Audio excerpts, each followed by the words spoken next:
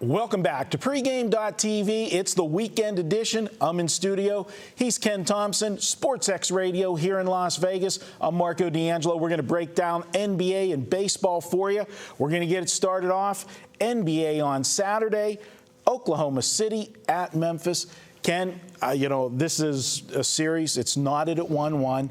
It could very easily be 2-0 Memphis. Probably should be 2-0 if they hit any foul shots in the first one. But yet, as good as Memphis has played, Oklahoma City was able to steal the first one. And until the final minute and a half of Game 2, it was anybody's game. 27 lead changes in that game. And I got a big bet on the Memphis Grizzlies for the series. So let me tell you, I wasn't happy watching all those lead changes on Game 2. Well, first I got to compliment you because you nailed the Kentucky Derby winner, Orb. Gave it to my sister, my brother-in-law. They went over to Freehold Raceway in Jersey just to play the Derby. And they banked on Orb, and you made them some good money. So I think they're parlaying that into a little trip to Atlantic City this weekend. All right. Sounds good. No, it's been a fun series, and no doubt Oklahoma City still up against it with Westbrook. And I think, as you said earlier, in the first round, we will see how important Westbrook is once you move on past round one. And I think they're starting to see they miss his offense big time. No question. And, the fact that,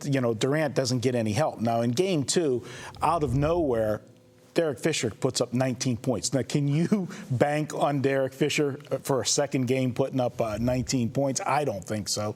I'll tell you what, I'm disappointed in Serge Ibaka. Here's a guy, and I talked to John Rohde, the beat writer for OKC. What happened to him? This guy, he said, has as pretty a jump shot as anybody on the team. He was nailing that shot that we saw Gorgui Dieng make consistently for Louisville, right there, that foul line jumper over and over again during the regular season.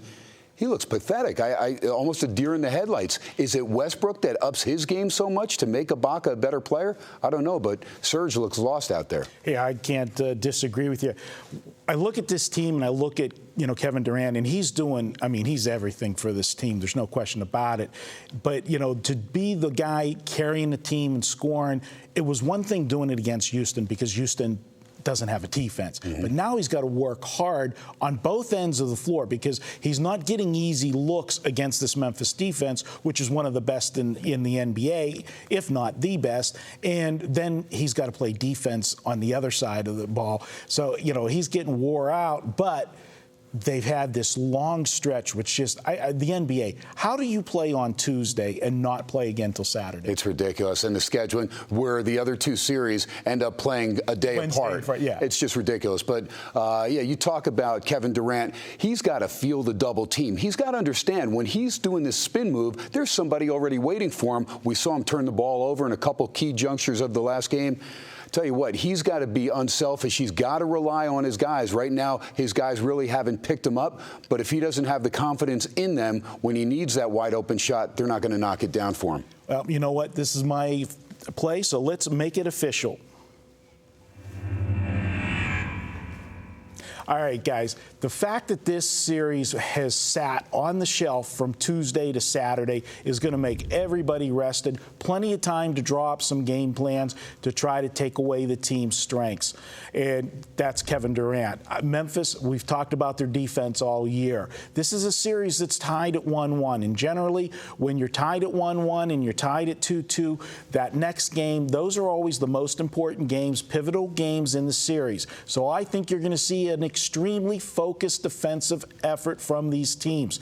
And I've always talked about tired teams don't play defense. Well, you know what? These are not two tired teams because they are well rested from Tuesday to Saturday. I think they're going to have to scratch and claw for every bucket in this game, and I don't see either team hitting 90. I'm going to take the under in this one for my free pick.